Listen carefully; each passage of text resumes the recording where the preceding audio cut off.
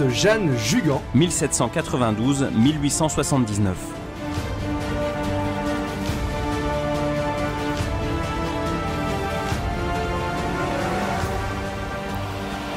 Sainte Jeanne Jugan est une femme du 19e siècle, humble pour aimer et témoin de l'accueil de Dieu, selon la belle formule de son biographe le père Paul Milsan. Fondatrice de la congrégation des Petites Sœurs des Pauvres. À sa mort en 1879, il y a plus de 2400 petites sœurs dans 177 maisons qui accueillent plus de 20 000 personnes âgées. Le pape Pie XII en 1939 a écrit ces mots. Écoutons le vivant enseignement de cette fille de France, dont l'œuvre magnifique, à l'égal de celle de Saint Vincent de Paul, couvre aujourd'hui votre patrie, comme un silencieux et éloquent appel aux valeurs suprêmes de la vie, dont le prix n'est pas dans la jouissance des biens et dans les préoccupations personnelles, mais dans l'immolation, c'est-à-dire le sacrifice, qu'on en fait pour le service de ses frères. Dans ce premier épisode de votre émission Pèlerin de Dieu à la découverte de Sainte Jeanne Jugan, nous vous proposons aujourd'hui une immersion dans la Bretagne de Cancale et de Saint-Malo où, à 47 ans, une simple domestique pose un geste décisif et fou, donner son propre lit à une pauvre vieille femme aveugle. Pèlerin de Dieu avec Franck Bétoir et le père Jean-Baptiste Masson sur RCF Nord-de-France.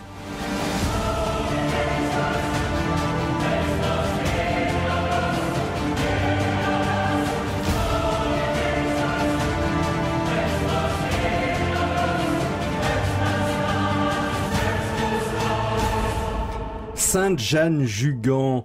Le christianisme a-t-il favorisé l'émancipation des femmes ? Alors, pour répondre à cette question, pour lancer cette émission sur une sainte, une dame portée par les autels, par l'Église catholique, je vous donnerai 3 exemples pour arriver jusqu'à l'époque de Sainte Jeanne Jugan, au moment de la Révolution française.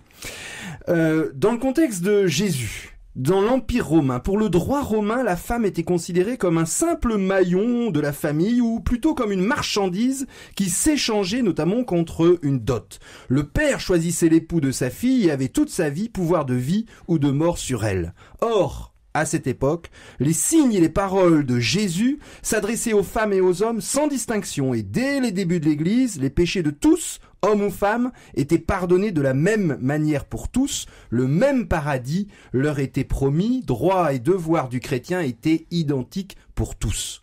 J'avance dans le temps, au Moyen-Âge. Un grand pape, au milieu du Moyen-Âge, au XIIIe siècle, Innocent III, est à l'origine d'un premier statut légal pour la femme.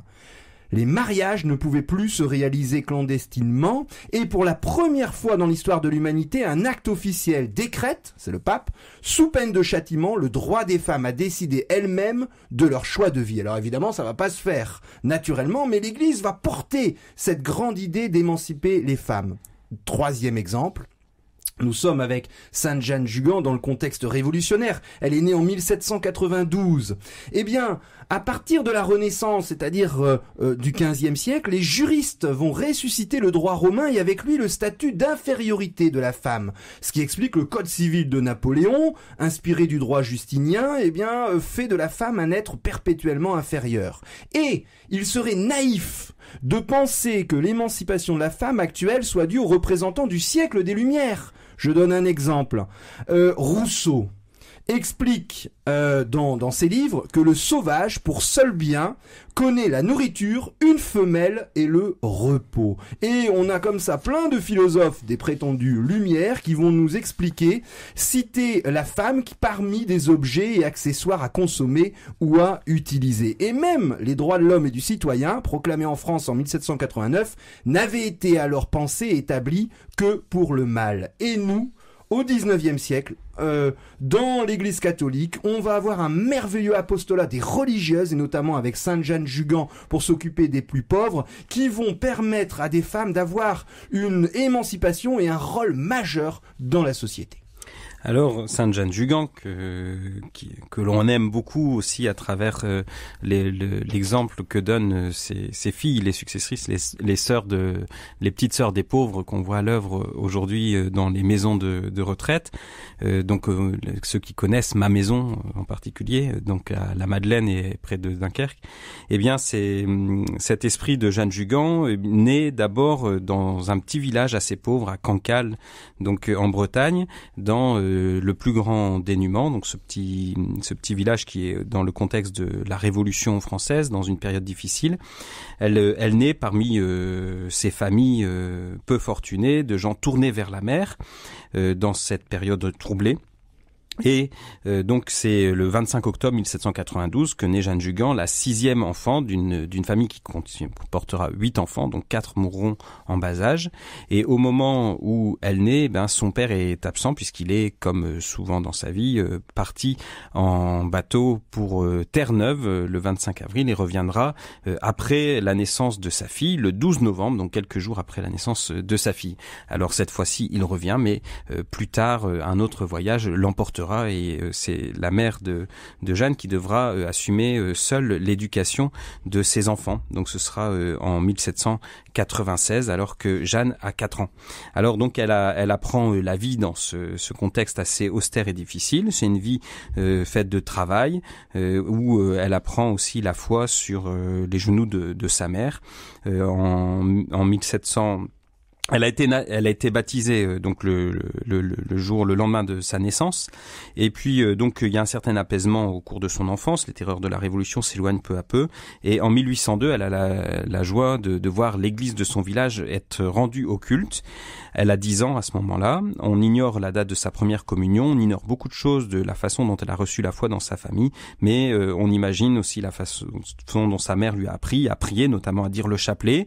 Et puis elle a vécu aussi dans ce contexte d'une Bretagne marquée par les missions de Saint Jean-Eudes, avec un mouvement de laïcs assez important, les tertiaires de Saint Jean-Eudes, qui continuaient à répandre une religion du cœur, un amour personnel, un attachement personnel à Jésus-Christ. Donc l'esprit, c'est que les chrétiens sont les prolongements sur terre du Christ, et donc par leur baptême et par leur charité, leur foi, leur espérance, ils prolongent la vie du Christ sur terre autour d'eux, et c'est dans cette spiritualité-là que elle découvre et elle apprend à vivre sa foi. Elle a 15 ou 16 ans et Sainte Jeanne Jugan va être placée comme aide cuisinière dans une famille des alentours. Alors elle va partir pour une maison qui s'appelait la Métrie aux Chouettes. Alors c'est l'exemple d'une malouinière, c'est-à-dire ces grands manoirs construits au XVIIIe siècle dans la région de Saint-Malo, où les riches armateurs ou anciens commandants de navires malouins installaient confortablement leur famille. Et là c'est Madame de la Chouée qui va l'accueillir affectueusement et l'entourer de sympathie. Elle fait la cuisine et puis déjà elle est associée au service des pauvres. Elle va visiter des familles indigentes ou des vieillards isolés. Et elle grandit en âge, et puis il y a un jeune marin qui la considère très jolie, et d'ailleurs les descriptions qu'on a eues confirment, elle était très belle, et comme ça se faisait à l'époque, le jeune marin lui fait une proposition, lui demande si elle voudrait bien se marier, et pendant 3 ou 4 ans, pour mesurer la fidélité de cette demande, eh bien voilà, on attendait. Et pendant cette période, Sainte Jeanne Jugan va participer, elle a 24 ans, à Cancale, une grande mission qui se multiplie, vous l'avez dit, alors que depuis donc la fin des terreurs révolutionnaires, 1815 c'est la fin de l'Empire, donc les guerres s'arrêtent, et puis il y a la possibilité, les prêtres reviennent dans les campagnes, et là, elle participe à cette mission, et elle fait un vœu, elle se donne au Seigneur, elle décide de se réserver pour le service de Dieu, elle répond défavorablement aux jeunes prétendants, et elle a dit un jour à sa mère: Dieu me veut pour lui, il me garde pour une œuvre qui n'est pas connue, pour une œuvre qui n'est pas encore fondée.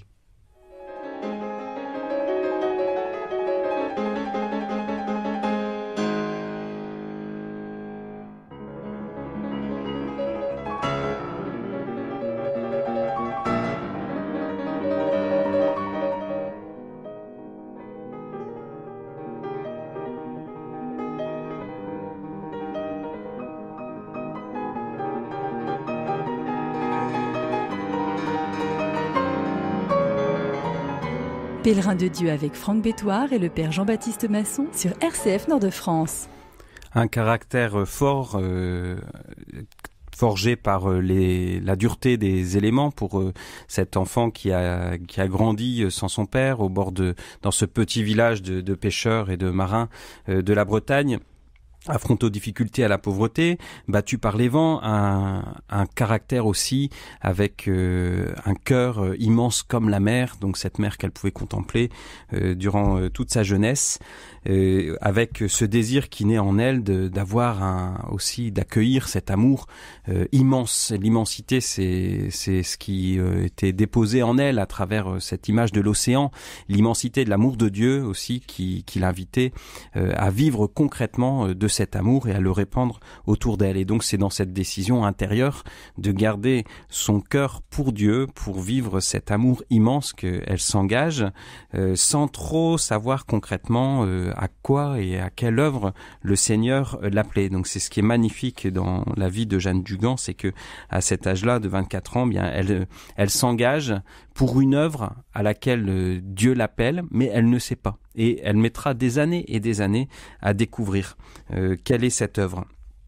Donc pour l'instant, nous sommes en 1817, elle quitte sa maison familiale et elle vient habiter seule à Saint-Servant. Elle laisse ses sœurs, elle leur confie ce qu'elle a de plus élégant dans sa garde-robe, qui devait pas être d'une très grande richesse, et donc elle se sent attirée par le service des pauvres. Alors à l'époque, des pauvres, il y en a beaucoup, il y a plus de la moitié de la population qui vit sous le seuil de pauvreté. Alors elle entre comme aide-soignante à l'hôpital du Rosé, le seul hôpital de la ville où s'entassent malades et indigents, et c'est là qu'elle servira ces malades pendant 6 années. Alors au cours de ces 6 années, il y a une mission paroissiale. On a encore une fois ce modèle missionnaire qui a été très important en France à partir du XVIe siècle, développé aussi par Jean Eudes admirablement au début du XVIIe siècle, avec des missions qui étaient extraordinairement longues. Certaines missions de Jean Eudes ont duré jusqu'à 6 mois.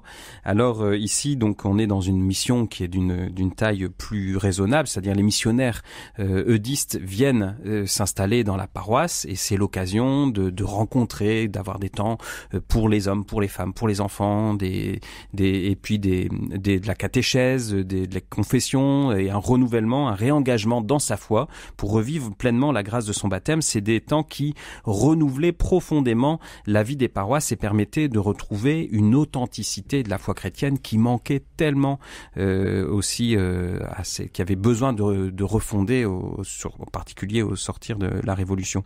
Alors cette mission paroissiale dure 5 semaines et elle aide Jeanne à approfondir sa foi, et c'est à ce moment-là qu'elle va décider d'adhérer au tiers-ordre fondé par Saint Jean Eudes, dont toute la spiritualité orientée pas tellement vers les pratiques elles-mêmes, bien sûr les pratiques sont incluses, mais elles sont le fruit d'un cœur généreux et aimant, uni au Seigneur, et d'une charité tendre et active envers tous. Et donc c'est dans ce tiers-ordre qu'elle va vivre maintenant une longue partie de sa vie. Sainte Jeanne Jugan a 31 ans et elle va trouver un nouvel emploi qui va être un répit bienfaisant, parce que on l'avait quitté à l'hôpital du Rosé, mais alors là il y avait 300 malades, 35 enfants trouvés, et puis il y avait très peu de moyens, ce qui fait que pendant 6 années elle s'est complètement épuisée, elle a dépassé les limites de ses forces et elle a dû quitter ce travail. Et là elle va tomber chez Madame Lecoq, qui est reconnue comme une dame très pieuse, qui va la prendre non pas comme servante, mais comme amie. Et pendant 12 années, ils vont vivre une vie commune, meublée par la prière, par l'action de grâce. Elle va apprendre, par exemple, lorsqu'il lui arrivait de se brûler les doigts à la cuisine, elle disait avec ce demi-humour que nous devinerons mieux par la suite, « Béni soit Dieu » ou « Merci mon Dieu », alors qu'elle vient de se brûler les mains.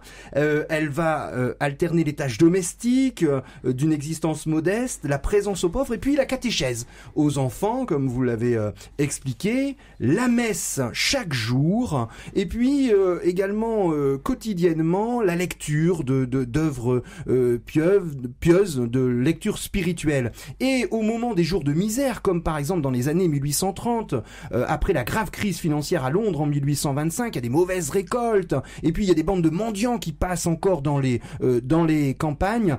Elle déploie tout son courage pour aider les plus démunis. Et alors qu'elle a 43 ans, en juin 1835, mademoiselle Lecoq tombe malade, elle meurt, elle laisse à Jeanne ses meubles et une petite somme d'argent, et pour vivre, Sainte Jeanne Jugan se met à faire des journées de travail dans des familles de saints servants qui recourent à elle. Alors vous l'avez bien compris, elle fait partie d'un tiers-ordre, donc ça veut dire qu'elle est laïque, elle vit de cet esprit d'entraînement vers la sainteté qui peut être lié à un ordre religieux, mais ici donc c'est pleinement comme laïque qu'elle mène sa vie.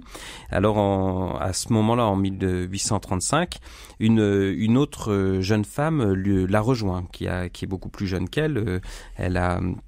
Elle a 17 ans et donc c'est Virginie Trédaniel qui l'accompagne ensuite. Donc à trois, donc il y a Françoise Aubert, Virginie Trédaniel et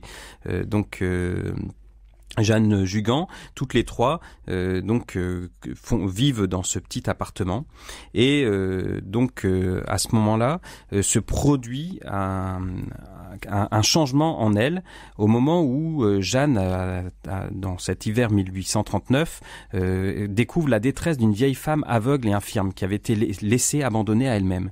Et son cœur s'émeut. Et à ce moment-là, pour Jeanne, c'est l'heure où Dieu lui fait signe. Alors elle décide, avec l'accord de ses deux compagnes, d'accueillir chez elle cette pauvre femme. Elle lui offre son lit et elle-même monte à l'étage pour dormir.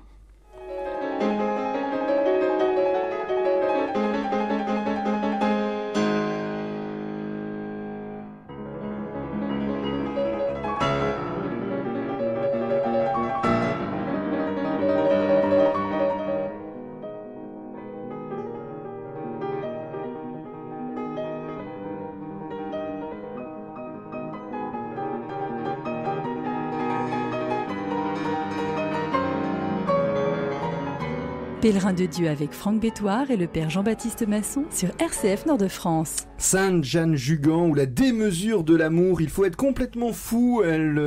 Cette domestique à 47 ans qui a passé, nous sommes en Bretagne, Sainte Jeanne Jugan qui déjà avait un secours pour les personnes les plus pauvres de sa ville, va avoir un coup de folie. Elle va prendre cette vieille dame infirme, aveugle, et puis la faire dormir dans son lit, et puis monter les escaliers et elle-même monter au grenier. Et puis cette folie d'amour concret va faire boule de neige, puisque Fanchon et puis Virginie, les deux autres dames qui étaient ensemble, alors ils avaient l'une 72 ans, l'autre 46 ans, et puis la troisième 17 ans. Ils vont commencer à mener une vie commune régulière et puis donner elles-mêmes leur propre lit à ces personnes âgées qui sont délaissées dans les rues. Et finalement, toute l'organisation va se concentrer sur l'accueil de ces personnes démunies et qui vivaient dans la rue. Elles sont trois à travailler. La Virginie, la plus jeune, était couturière et il fallait entretenir 5 personnes, dont 2 âgées et malades. Alors, ils vont veiller pour le raccommodage, pour la lessive. Et puis, Virginie, la plus jeune, avait une amie à peu près de son âge, Marie Jamet, qui va faire connaissance avec Sainte Jeanne Jugan et puis sa maisonnée, et ils vont parler de leur amitié à un jeune vicaire de Saint-Servant, l'abbé Auguste Lepailleur, qui était déjà le confesseur de Marie Jamet. Et donc le 15 octobre 1840, Sainte Jeanne Jugan et ses deux autres amis forment une association de charité avec un petit règlement. Une 4e personne va s'intégrer. Elle s'appelle Madeleine Bourges, une jeune ouvrière de 27 ans, au départ très malade, et c'est tout à fait exceptionnel puisque cet accueil des plus pauvres, des plus démunis, des malades, produit une sorte de conversion puisque les malades guérissent et puis on a comme ça la formation d'une petite cellule où c'est déjà l'embryon d'une grande congrégation qui deviendra évidemment plus tard, mais cet accueil sans penser au lendemain fait que rapidement la maison devient pleine et il faut décider d'en changer. C'est une véritable contagion de charité, en quelque sorte, qui se produit dans ce petit groupe, préparé par une vie d'offrande et de service humble et cachée, assez longue, puisque c'est seulement à 47 ans que Jeanne Jugan a cette illumination, alors que déjà à l'âge de 16 ans, elle avait dans son cœur résolu de donner sa vie à Dieu. Et donc, cette petite œuvre doit grandir. Elle bénéficie de l'appui de l'abbé Le Pailleur, qui est prêtre dans la paroisse, donc jeune vicaire dans la paroisse de Saint-Servant, et qui devient conseiller de cette œuvre qui l'appuie. Alors, il est à la fois un élément essentiel et en même temps, il sera par la suite source de beaucoup d'épreuves et de souffrances pour Jeanne Jugan. Alors, il faut faire quelque chose, et donc les 3 amis décident de louer une maison qui s'appelle Le Grand en bas, mais qui va vite se révéler insuffisant. Et donc, avec l'aide de l'abbé Le Pailleur, Jeanne acquiert l'ancien couvent des Filles de la Croix, non loin de l'église paroissiale. Alors, il faut payer. Et donc, encouragée par les frères de Saint-Jean-de-Dieu, elle se met alors, par la nécessité, à quêter. Alors, c'est un élément très important qui va devenir constitutif de ce que sont les petites sœurs des pauvres, quêter, et donc elle dit « cela me coûtait, mais je le faisais pour le bon Dieu et pour les pauvres ». Alors, on raconte aussi qu'un jour, un vieux célibataire, agacé, irrité, la gifla, et elle a répondu doucement « Merci, la gifle est pour moi, maintenant donnez pour mes pauvres, s'il vous plaît ». Et donc, elle va réussir, avec beaucoup de courage, elle entreprend d'éteindre la dette assez importante pour l'achat de ce couvent, rien que par la quête. Oui, c'est tout à fait étonnant. C'est une victoire sur elle-même parce qu'elle était quand même assez fière. D'ailleurs, elle a dit... plus tard, j'allais avec mon panier chercher pour nos pauvres. Cela me coûtait, mais je le faisais pour le bon Dieu et pour nos chers pauvres. Alors, il faut inventer des trésors d'astuces pour pouvoir faire face à tous les besoins. Imaginez, on prend un local plus grand et puis c'est la maison de la Croix. Elle a 50 ans, nous sommes en 1842 et il y avait là 26 vieilles femmes. Alors, il faut les soigner. Donc, il y a un médecin, un ami, Sainte Jeanne Jugan, qui avait connu Sainte Jeanne à l'hôpital du Rosé, qui est heureux de la retrouver là à la tête de la maison de la Croix. Il accepte de soigner gratuitement les pauvres vieillards. Et puis, durant l'hiver de 1842-1843, c'est l'entrée du premier homme, du premier vieillard. On avait signalé à Sainte Jeanne Jugan ce vieux marin, seul et malade dans un caveau humide.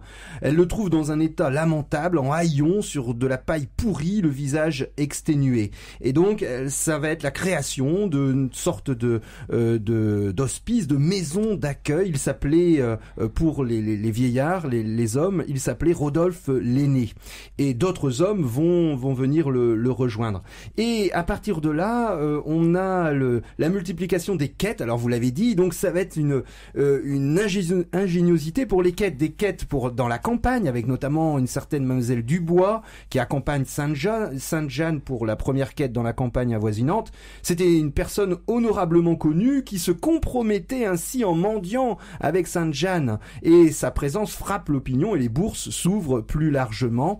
Des amitiés nouvelles se nouent et on va faire des quêtes spécialement pour les marins à Saint-Malo, on va faire des quêtes pour les marchés, et finalement, ce qui est tout à fait étonnant, c'est que en achetant la maison de la Croix, ils n'avaient pas un sou, et ils avaient une lourde dette de près de 20 000 francs, et au bout de 2 ans et demi, à la fin de 1844, avec 7 années d'avance, Sainte Jeanne Jugan avait tout remboursé.